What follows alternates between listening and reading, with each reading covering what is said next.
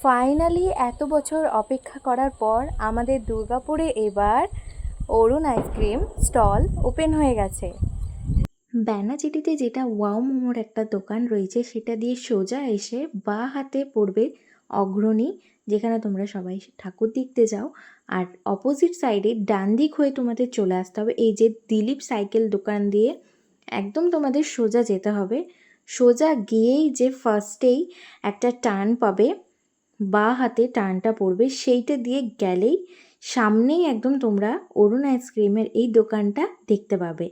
আমাদের দুর্গাপুরের মধ্যে এইটাই ফার্স্ট অরুণ আইসক্রিমের দোকান। 5 টাকার আইসক্রিম থেকে 500 টাকা পর্যন্ত কেক পাবে তোমরা।